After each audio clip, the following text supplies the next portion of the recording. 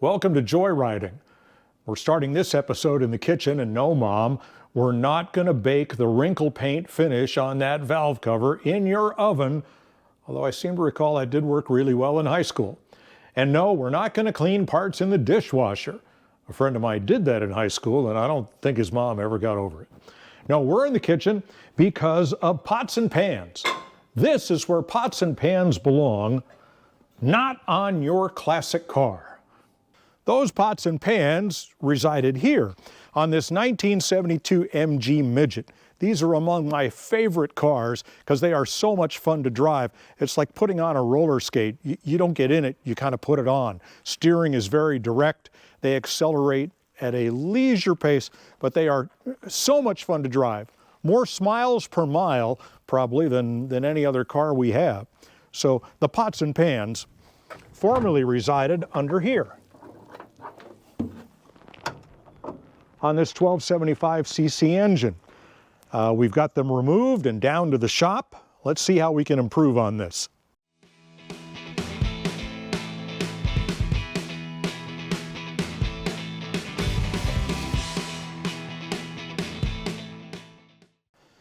So these are the stock pots and pans Cooper's air cleaners in front of a set of SU carbs on a 1275cc MG Midget Austin Healy Sprite engine.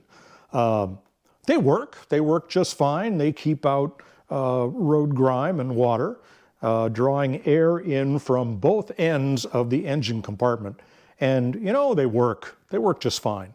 But the aftermarket has a whole lot of solutions to make things better for as much as now $240 a pair. No, we're not going to do that.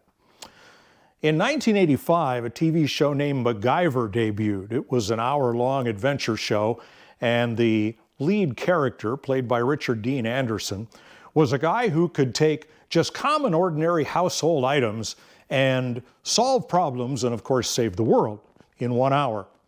MacGyvering became a term for doing just that, and that's what we're going to do today. The first and most important thing you need is the air filter element. This is the stock element for a 1275cc Midget engine, available from all the usual suspects. It's a Wix filter. There's the part number. Next, we're going to go to Costco or Sam's Club or BJ or anywhere that sells a lot of food items in bulk. And whether it's M&Ms or cashews or peanut butter pretzels, or my favorite, the dark chocolate sea salt caramels. They all have the same size lid with the same thread. Now this lid is about just a little under 4.5 inches in diameter. And that is perfect for our purposes because it's a press fit over the Wix filter element. And that's the start of our project. Next, we go to the drill press. So to make new covers and base plates, we're going to drill holes in these plastic caps in the original positions. Fortunately, the original base plate makes a very good press fit jig to do so. Set it down like that. Use your drills to the proper size. And then for the center, this would take 1 1/4 inch hole saw. Drill very slowly because you don't want to catch it and have it grab the plastic, and use clamps, not your fingers, because clamps are replaceable. Clamp everything down here. If you don't have the base plates, maybe you have a carburetor gasket, which has those same holes and that same layout, and you can center it on the cap to drill. If you don't have a gasket, you can put a little ink or paint on the face of the carburetor itself, press it against a piece of paper, and make one.